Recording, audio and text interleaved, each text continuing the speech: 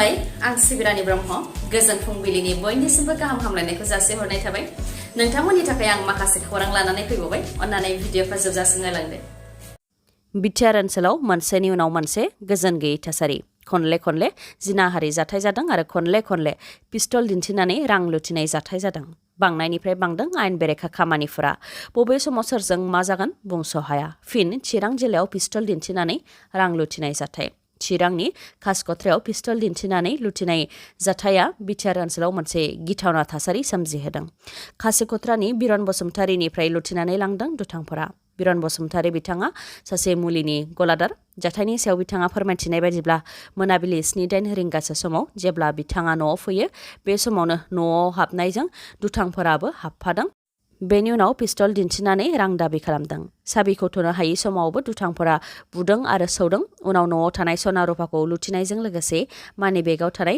80,000 रांखौ लानानै दुथांफोरा थांदों होननानै फोरमायथिबावनाय बायदिब्ला दुथांफोरा बाइकजों फैदोंमोन गासै साथाममोन साथामनि मादाव सानैया न'आव हाबफैदों आरो सासेया लांगोनायावनो थादों खर'आव टफि गानदोंमोन बेनिखायनो सिनायनो हायाखै होननानै फोरमायथियो बिथाङा बेनि अनगायैबो बर'न बसुमतारीया दुथांफोरजों बर' राव रायज्लायबाबो दुथांफोरा एसामिस राव रायलायदों होननानै फोरमायथिबावो फिन साप्लाइनि मुङाव रां जाख्ल'नायनि अजद फैदों BTC सोरखाराव लेन्ड एन्ड रेभिनिउ डिपार्टमेन्टनिफ्राय थिं साप्लाइनि मुङाव 3,45,00,000 रां जाख्ल'नायनि अजद फैदों BTCनि लेन्ड एन्ड रेभिनिउ डिपार्टमेन्टनि डाइरेक्टर धीराज साउथ आरो चिरां जिल्लानि थिखादार कनिष्क नार्जारिनि सायाव बे अजदखौ होदों BPFनि MCLA देरहासात बसुमतारीया बिथाङा खौरांगिरि मेलनि गेजेरजों फोरमायथिदों दि 2021 मायथाइनि बाजेटनि गेजेरजों गसाइगाव सिडली अदालगुरि माजबाद हरिसिंगा गरेस्वर जाला आरो तामुलपुर सार्कोलाव मिथिंगायारि फोजोबस्रां जेरै बारहुंखा आरो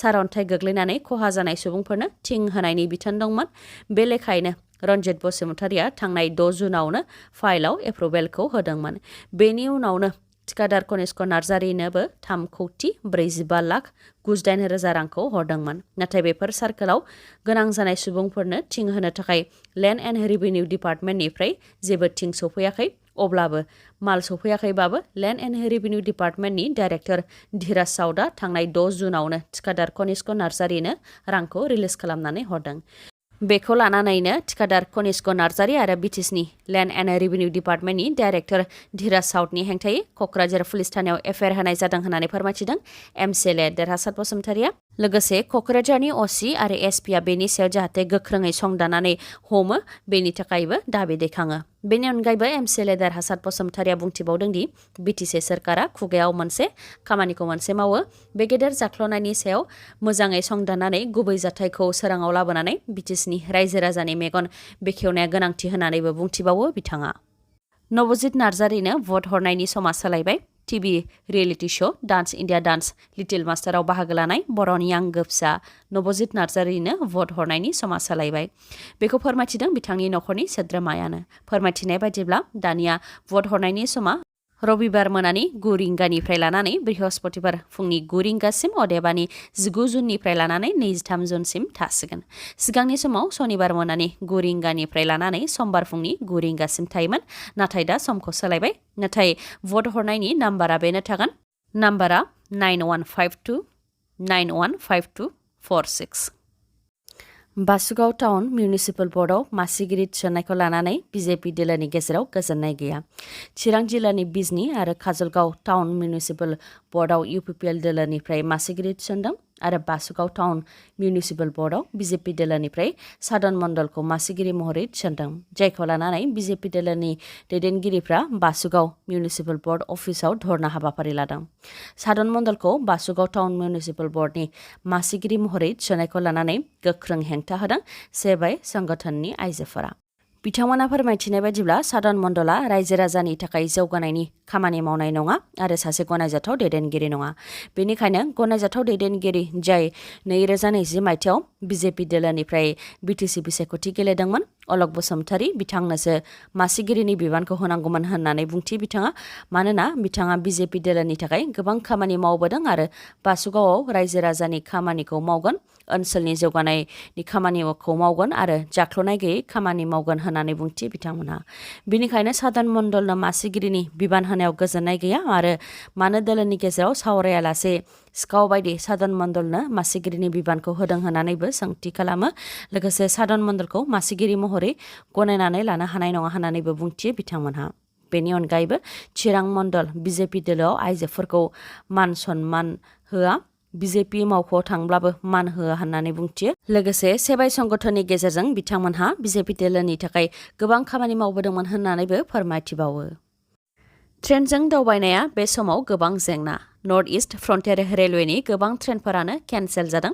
माखासे ट्रेनखौ गुबुन लामाजों दैथायहरनाय जादों आरो गोबांनि समखौनो सोलायनानै होनाय जादों। ट्रेननि बेफोर जेंनाया गुबैयै मोननै जाहोननि थाखाय जादों। मोनसेया दैबाना आरो गुबुन मोनसेया भारत सरकारा फोसावनाय अग्निपथ स्किम। अग्निपथ स्किमनि हेंथा बिहार, इउपि, हारियाना आरो पान्जाबखौ लाफानानै गासै 12 रायजोफोराव गोबां हेंथा खालामदों, जेराव हेंथा खालामग्रा सुबुंफोरा गासै 12 ट्रेनखौ अर सावनानै होदों आरो गोबां रेलवेनि सम्पथिखौ खहा खालामदों, जायजों 300नि गोबां ट्रेनफोराव गोहोम गोग्लैदों। गुबुन फारसेथिं लामदिंनि जामुनामुख जुगिजान सेक्सन आरो रङिया डिभिजननि टंला हरिसिङा सेक्सनाव दैबाना जानायनि थाखाय रेलवे ट्रेकफोरा गाज्रि जादों, जायनि थाखाय गोबां ट्रेनफोरानो केन्सेल, माखासे सम मथे सफैया आरो माखासेखौ गुबुन लामाजों दैथायहरनो गोनां जादों। मख'नो गोनांदि अग्निपथ स्किमनि गेजेरजों आर्मि, नेभि आरो एयार फर्सआव 4 बोसोर कन्ट्रेक्चुएल बेसिसआव जवानफोरखौ थिसननायनि थाखाय भारत सरकारा फोसावदोंमोन आरो अग्निपथ स्किमाव एप्लाइ खालामनो थाखाय बैसोआ 17.5 बोसोरनिफ्राय लानानै 21 बोसोर बैसोसिम जानो नांगौमोन। अग्निपथ स्किमाव एप्लाइ खालामनायनि बैसो एबा सम आरो साख्रि मावनो मोननायनि समा 4 बोसोरल' आरो जेबो पेन्सन गैयैखौ लानानैनो लाइमोनफोरा गोजोननाय गैयामोन आरो अग्निपथ स्किमखौ जाहाथे थाबैनो बोखांनानै लाफिनो, बेनि थाखायनो लाइमोनफोरा सोमावसारदों। दैबानाजों गोहोम गोग्लैनायखौ खौरां लानो थाखाय अदालगुरियाव दावबायहैदों प्रमद बर'आ। बिथाङा बुंथिदों दि सुबुंफोरखौ मदद होनाया खम जानाय नङा। मोनफ्रोमबो जिल्लायाव साफा साफा सेक्रेटारिनो इनचार्जनि बिबान होनाय जादों। मोनफ्रोमबो जिल्लायाव बेसेबां लामा, बेसेबां दलं आरो माथावरि बायफ्लंदों बेनि हिसाब लानाय जागासिनो आरो थाबैनो बेफोरखौ मोजां खालामनाय जागोन होननानै बुंथियो प्रमद बर'आ। देग्लाय अखाया गुबुन रोखोमै हानायनि थाखाय बिटिआरनि 4 जिल्लायावबो गोबां एसे दैबानानि गोहोमा गोग्लैदों, नाथाय तामुलपुर जिल्ला गरेस्वर सार्कलआव बांसिनै गोहोम गोग्लैदों होननानै फोरमायथि बिथां प्रमद बर'आ। आरो तामुलपुर जिल्लायाव नाव होनो थाखायबो डिसिखौ बिथोन होबाय। लोगोसे राहाबादायाव जानाय लोंनायनि राहाया मोजाङैनो सोलिगासिनो दङ। बेनि अनगायैबो दैजों लोमजानाय सुबुंफोरा प्रशासनखौ जाहाथे मदद होयो बेनि थाखाय खावलायहरो। गोबां सुबुंफोरानो न'आव गोनां मुवा बेसाद दं होननानै न'खौ एंगारबोनो बायो, जाहाथे एसडिआरएफ आरो एनडिआरएफनि हान्जाया थाङोबा न' एंगारनानै राहाबादायाव थाफैयो, बेनि थाखायबो खावलायहरो प्रमद बर'आ। दैबाना आसामाव जेरैबो जेथिंबो दैबाना। बे समाव गासैबो आसामानो दैनि सिङाव बुंबाबो गोरोन्थि जानाय नङा। आसामनि दाब दाब जायगायाव दैबाना जानायनि थाखाय रायजो राजाफ्रा गोबां जेंनायाव गोग्लैदों। थिग बेबायदिनो बिटिआरनि रायजो राजाफ्राबो दैबाना लोमसावनायनि थाखाय गोबां जेंनायाव गोग्लैदों। मिथिनो मोननाय बायदिब्ला बिटिआरनि मादाव तामुलपुर जिल्लायावनो दैबानाया बांसिनै जादों। तामुलपुरनि गान्धीबारि ओनसोलाव गोबां दैबाना जादों। फुटिमारि दैमानि माथावरि बायफ्लंनायनि जाहोनाव सा आरो खोलाहा गान्धीबारि ओनसोला दैजों लोमजोबदों। बेनि अनगायैबो माखासे गामिफोरा दैजों बेंखनजादों, जायनि थाखाय बिथांमोनहा गोबां जेंनायाव दङ होननानै फोरमायथिदों।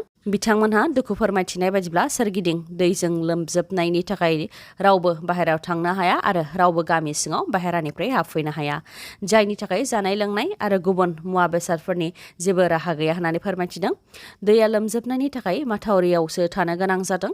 जानो थाखाय आदार गैया, थानो थाखाय थाग्रा गैया, लोगोसे केम्पनि राहाबो खालामनानै होआखै होननानै दुखु फोरमायथियो बिथांमोनहा। बेनि अनगायैबो बिटिसिनि गाहाय प्रमद बर'आ दैबानानि थासारिखौ नायगिदिंनानै अलखदाव गोग्लैनाय रायजो राजाफोरखौ खौरां लाफैनि सायावबो दुखु फोरमायथियो। बिथांमोनहा बुंथिदों दि प्रमद बर'आ गावनि बियाबावनो दैजों लोमजानाय रायजो राजाफोरखौ खौरां लाफैनो सम गैया। बिसायख'थिनि समाव दै थासेयावबो गामि गामि हाबफैदोंमोन, नाथाय दा गोनांथि होआखै होननानै बुंथियो। बेनि अनगायैबो बिथांमोनहा बुंथिबावदों दि दै लोमखांनायनि उनाव जानाय लोंनायनि थफ्ला होफैयालासे अलखदाव गोग्लैनाय समावनो फैनानै अलखदनिफ्राय रैखा खालामफैनो नांगौ। बेनि अनगायैबो तामुलपुरनि गरेस्वर पुलिस थानानि सिङाव थानाय बालाबारि, रौमारि आरो गोबां गामिजों नांजाबफानाय माथावरि, जायखौ गोलाव समनिफ्रायनो मोजां बानायफिननाय जायाखैमोन, बे माथावरिया बायफ्लंनायनि थाखाय रायजो राजाफ्रा गोबां जेंनायाव गोग्लैनो गोनां जादों। लोगोसे दाउ अमा बोरमा आरो मोसौफोराबो थैदों आरो आबादथिलिफोराबो खहा जादों होननानै फोरमायथिदों। तामुलपुर जिल्लानि अनगायैबो बिटिआरनि क'क्राझार बाक्सा चिरां आरो उदालगुरि जिल्लायावबो दैबाना जादों। दिनैनि भिडिअआ एसेनोसै गाबोन आरो गोदान भिडिअजों लोगो मोनफिनबावगोन। नोंथाङा दासिमबो आंनि चेनेलखौ साबस्क्राइब खालामाखैबा अन्नानै साबस्क्राइब खालामदो लोगोसे लाइक कमेन्ट आरो शेयार खालामनो दाबाव। गोजोन्थों।